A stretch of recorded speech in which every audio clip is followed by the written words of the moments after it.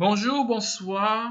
Comme d'habitude, nous sommes à notre série de vidéos pour apprendre les principes solides. Aujourd'hui, c'est le Interface Segregation Principle. C'est quoi ce principe? En français, on dit ségrégation d'interface. Comme d'habitude, je suis Pascal Fosso, développeur .NET en C#. On essaye d'amener notre code à un autre niveau. Et pour le faire, on utilise certains exemples. Donc, aujourd'hui, comme je l'ai dit, on va voir notre principe de ségrégation d'interface. Pour le faire, j'ai préparé avec nous un petit exemple ici. Et c'est l'exemple d'une librairie. On va voir comment cela se passe, comment appliquer le principe d'interface. Dans un premier temps, on va voir où est-ce que on trouve que notre principe n'a pas été respecté, comment on le trouve, et on va donner des solutions à cela. C'est quoi le principe de ségrégation d'interface? En fait, c'est l'un des principes le plus simple parmi la liste des principes solides. Comme son nom l'indique, on va avoir affaire à de l'interface, ou bien en d'autres termes, à des comportements. En fait, le principe est simple. Il dit que le principe suppose qu'aucun client ne devrait être obligé de dépendre de méthodes qu'il n'utilise pas. Un client ne devrait jamais être obligé d'implémenter une interface qu'il n'utilise pas ou que le client ne devrait pas être contraint de dépendre de méthodes qu'il n'utilise pas.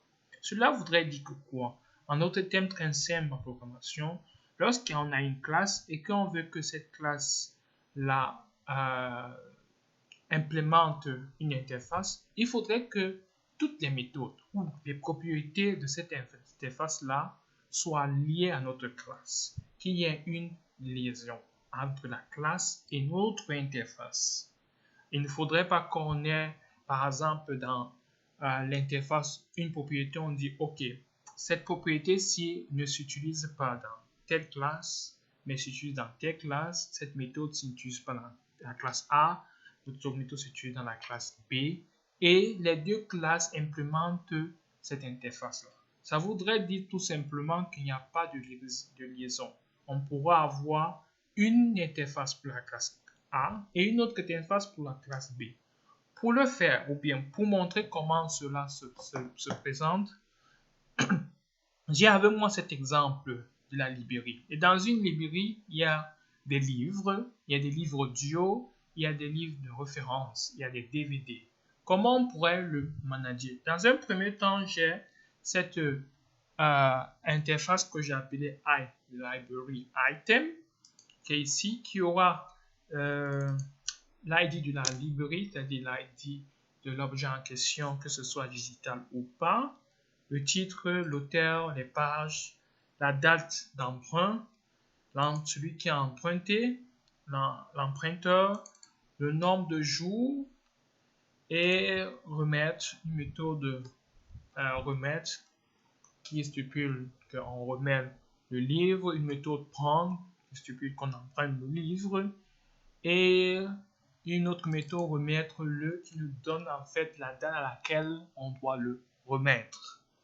Alors, j'ai avec moi notre classe book qui va implémenter l'interface iLibrary Item. Comme on va voir, ce sera la seule classe qui va effectivement implémenter toutes les propriétés ou les méthodes de l'interface iLibrary Item. Donc, lorsque on emprunte un livre, on a 14 jours pour le remettre. Et lorsqu'on prend un livre, on va donner le nom de l'emprunteur, c'est ça ici. La date, on va dire à la date d'aujourd'hui, quand on emprunte le livre. Quand on le remet, on initialise juste l'emprunteur à vide. Et pour connaître la date à laquelle on remet, on ajoute juste le nombre de jours empruntés qui est de 14 jours ici. C'est tout simplement.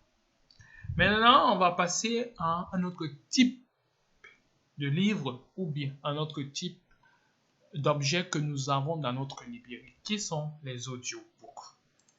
Dans un audiobook, on aura toujours l'audiobook implémente l'interface iLibrary Item,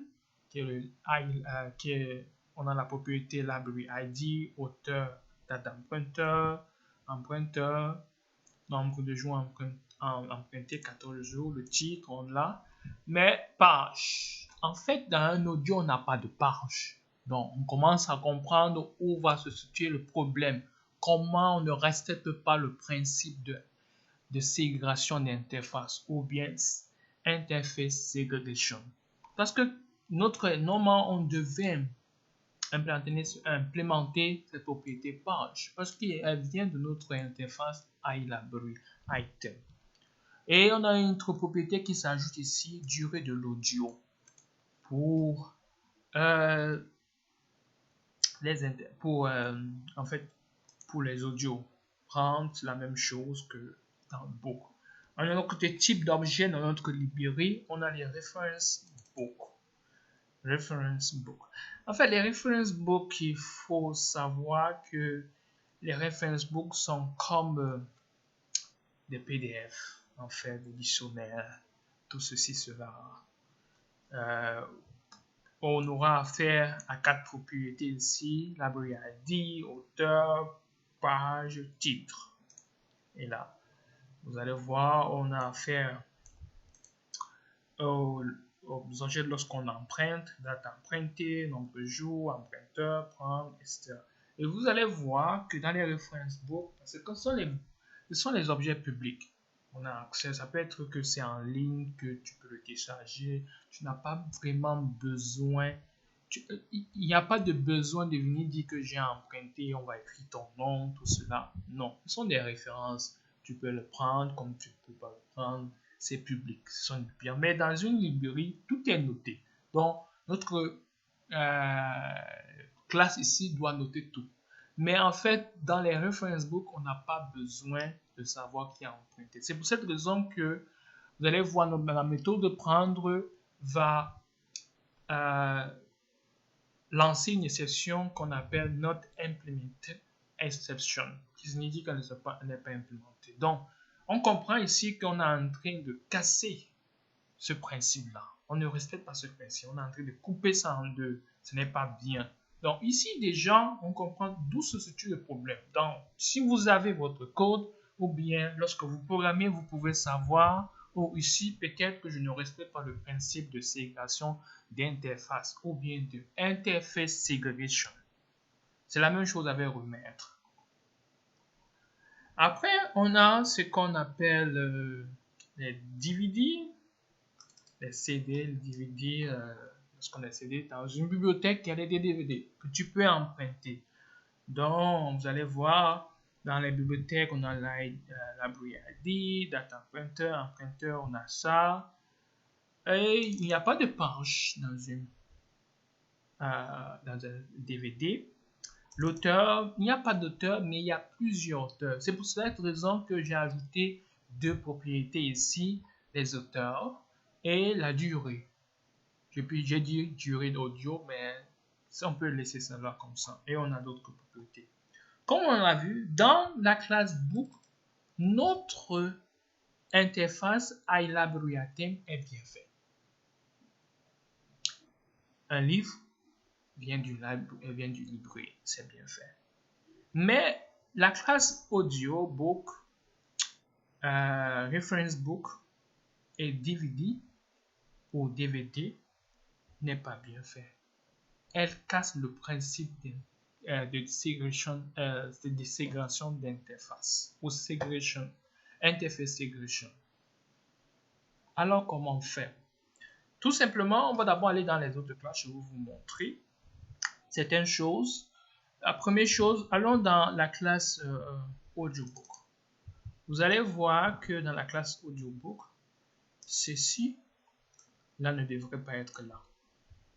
Dans la classe reference book, vous allez voir que tout ça là, normalement on n'a pas besoin. Dans la classe DVD, tout ça, les deux-ci, on n'a pas besoin.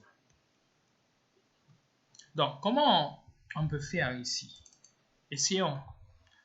Dans un premier instant, vous allez voir que dans tous les autres classes, j'ai toujours library ID et le titre. Donc, je peux mettre ceci en commentaire. Et je vais créer une autre interface ici. On va d'abord essayer de travailler seulement avec le book.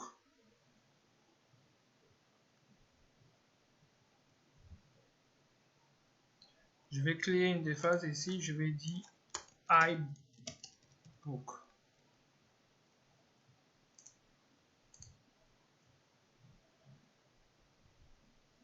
Je vais dire public. Voilà. Et je vais venir là. Dans le book, on a les pages. Je vais l'enlever là. Je vais venir là.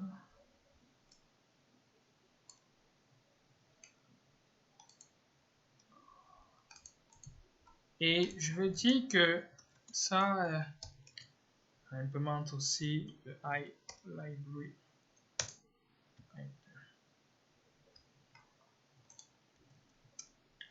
Je vais créer aussi une autre phrase que je vais dire une autre interface, pardon. I am un table. Je vais dire en public.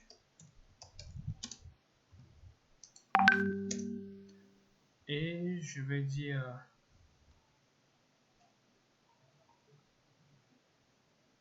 je vais aller ici. Ça, c'est toutes les méthodes qui sont liées lorsque l'objet de la librairie peut être emprunté. C'est pour cette raison que j'ai créé une interface que j'ai appelée imprintable. Donc, parce que je vais prendre toutes ces propriétés, ces méthodes qui sont liées au fait que tu peux emprunter l'objet qui est dans la librairie en question. Donc, ici, je dis OK. Là, je mets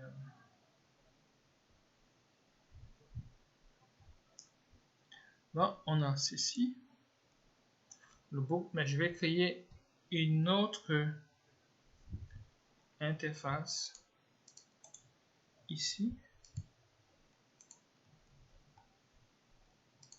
Je vais dire que c'est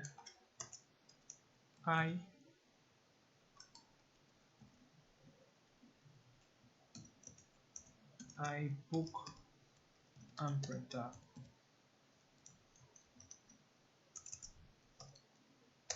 Parce qu'il y a des livres que tu peux emprunter, il y a des livres que tu peux prendre comme ça. On va essayer de fonctionner là. Vous allez voir. Après, à la fin, je vais vous expliquer quelque chose à la fin. Pourquoi c'est comme ça. Je vais dire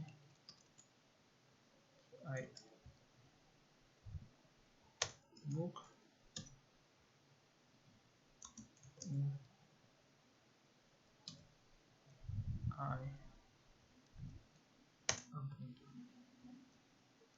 et si on revient dans Book, comme on a vu ici, on remplace par iBook. Vous allez voir que non, il n'y a pas d'erreur, on a toujours la même chose. Maintenant, on va faire pour audio. On va créer une interface ici qu'on va appeler iAudio.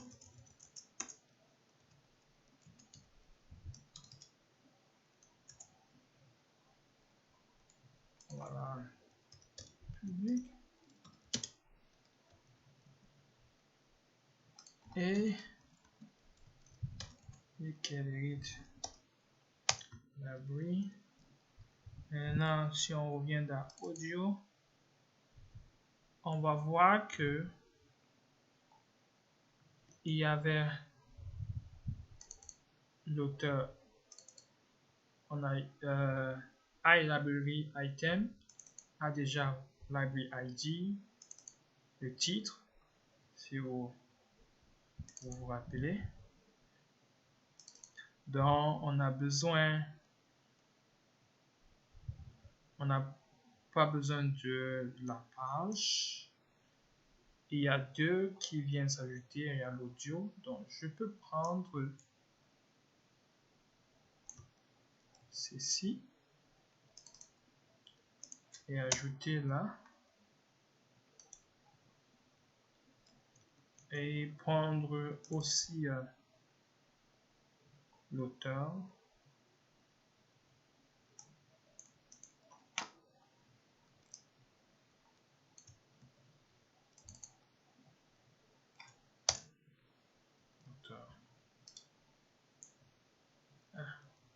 Et dans la même ligne de conduite, je peux aussi avoir des audios qu'on suit seulement à travers le portail de la bibliothèque, qui ne sont pas des audios que tu peux emprunter, mais il y a des audios que tu peux emprunter. Donc, je vais aussi créer une autre interface ici,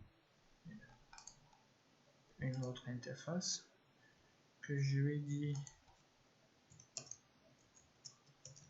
audio empruntable.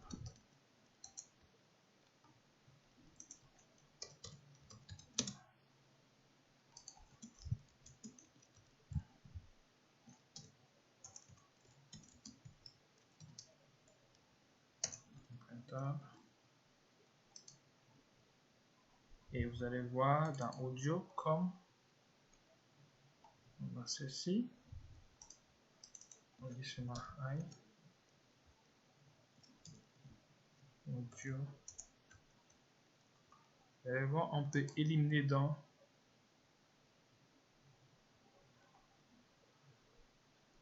on peut donc éliminer ceci et le rendre public ici. Vous avez vu? Ça, c'est ce qui est bien.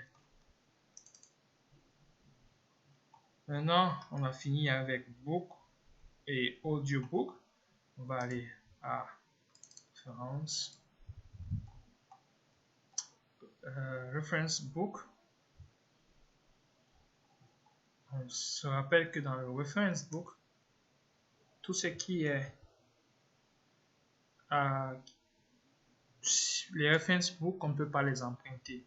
Donc, il faudra qu'on élimine toutes les propriétés et les méthodes reliées à l'emprunt ici.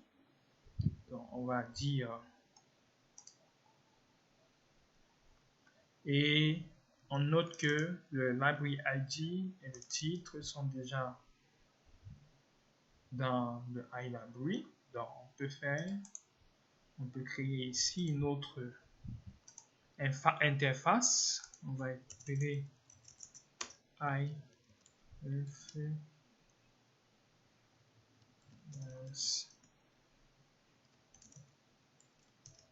book.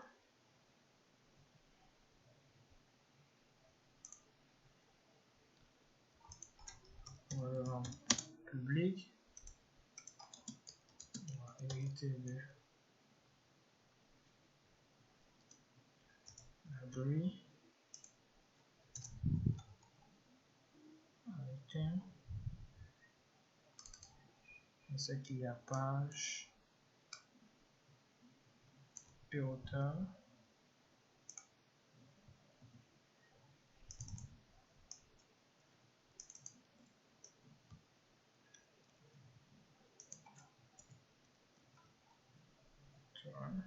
Ce qui fait qu'on peut rentrer là et enlever tout ceci. Tout ça et changer ici. Allez.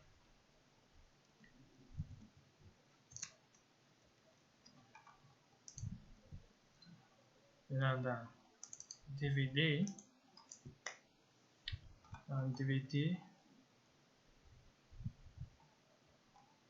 on sait que dans DVD, on n'a pas l'auteur, on n'a pas la page, on a le titre, on a l'abri encore, on a l'emprunt.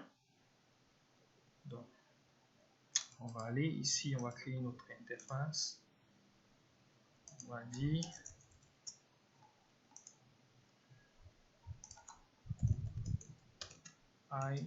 DVD ou DVD. Ici, on va en public. Et là, on dit iLibrary item. Item. On vient là. On se rappelle qu'il y a deux propriétés que j'ai ajoutées là. J'ai ajouté ces deux propriétés.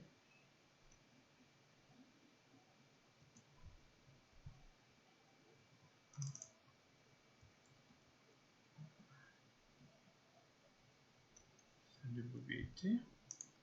Maintenant, on peut aussi fonctionner de la même manière. Il peut y avoir des DVD qui sont empruntables ou non. Donc, on peut aussi jouer comme ça. Partir là.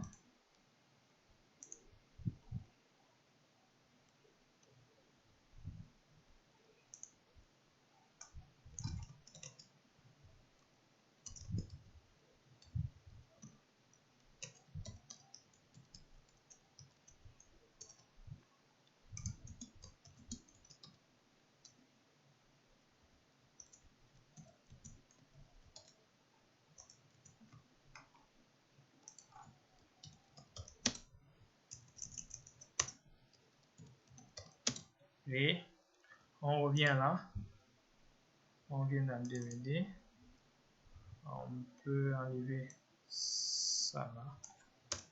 Et on dit que ça, série de I.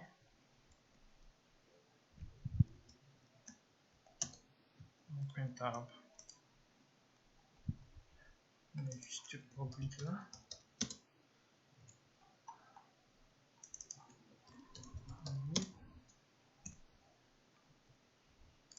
Excusez-moi. Juste public. Et ici. Public. Ah. Et on implémente. Donc, je vais revenir sur un peu la durée de l'audio ici. On peut se dire, oh, c'est la même propriété qu'on avait dans la classe audio. Il dit que c'est dupliquer code ou bien la duplication de code. Non, c'est pas la duplication de code. C'est vrai, ça a le même nom, mais c'est deux choses parfaitement distinctes. C'est pas parce que on a les mêmes propriétés que cela signifie la même chose. Non. Je voulais juste que cela soit bien clair, que moi j'ai fonctionné en termes de nom ici, simplement pour faire comprendre les choses de manière claire.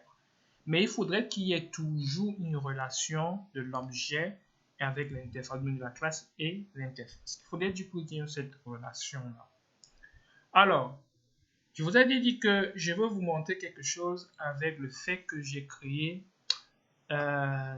j'ai voulu créer la classe, l'interface empruntable. Pourquoi je l'ai voulu créer? D'autres personnes vont dire, on va aller dans le book, on va montrer ça dans le book. D'autres personnes peuvent dire, oh, tu pouvais venir ici, tu faisais iBook, comme ça, et tu faisais empruntable. Et je vais vous montrer la différence. Pourquoi je ne l'ai pas fait ici. Revenons à cela. Pourquoi je ne l'ai pas fait? Si on va dans notre programme, on va essayer de déclarer certaines choses. On va là. J'essaie de déclarer, je vais dire I empruntable du FDK c'est-à-dire new book comme ça. Je fais BK point. Vous avez vu la liste d'actions que j'ai ici. Vous avez vu ce que j'ai là? J'ai En même temps, j'ai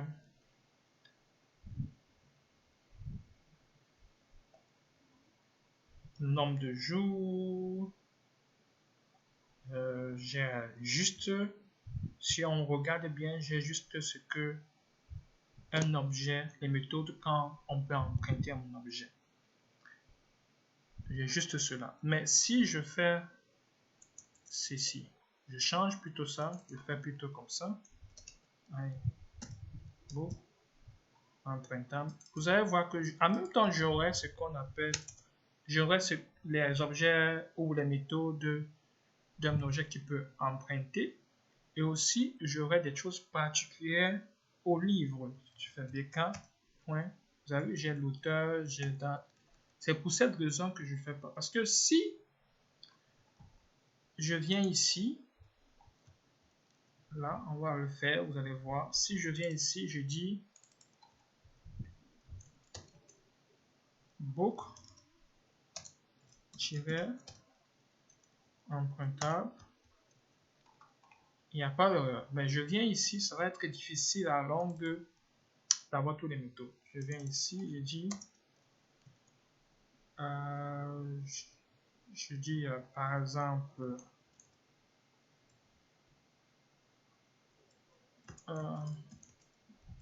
ouais, empruntable.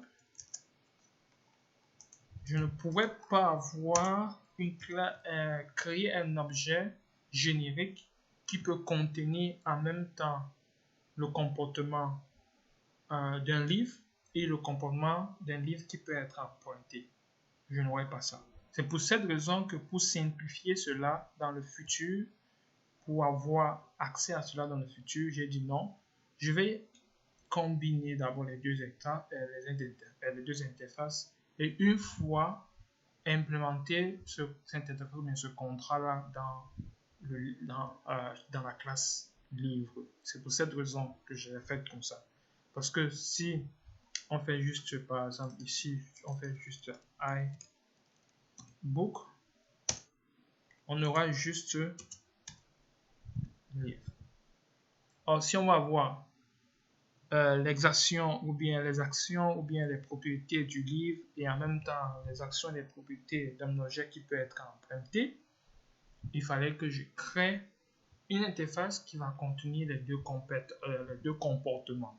Et c'est ainsi que c'est pour cette raison que je l'ai fait. Donc, en définitive, qu'est-ce qu'on peut dire ici? Excusez-moi. En définitive, qu'est-ce qu'on peut dire ici? C'est quoi le principe de ségrégation d'interface? Ou bien le principe de interface segregation? C'est simple. Ça suppose que un client ne devait avoir que le comportement qui lui est dû. C'est-à-dire que on ne peut pas implémenter une interface ou bien un contrat sur une classe alors que toutes ces méthodes de cette interface-là ne s'appliquent pas à lui. Si on le fait, on casse le principe de ségrégation d'interface. Il faudrait qu'on soit en mesure, lorsqu'on voit une classe qui implémente une interface ou bien un contrat, un comportement, que tout le comportement de cette interface-là, la classe le fait.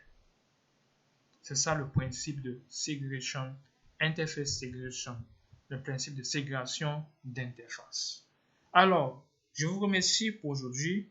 Bonne journée à vous, bonsoir ou bien bonjour. Et si vous aimez ma vidéo, vous pouvez vous inscrire sur ma chaîne YouTube pour plus de vidéos. Et si vous avez envie de voir comment on applique les autres principes solides, il y a des vidéos sur YouTube. Je vais poster ce code dans mon Git repository sur GitHub, dont vous pouvez avoir accès. Je vais mettre le lien juste en bas de la vidéo. Merci à vous. Bye.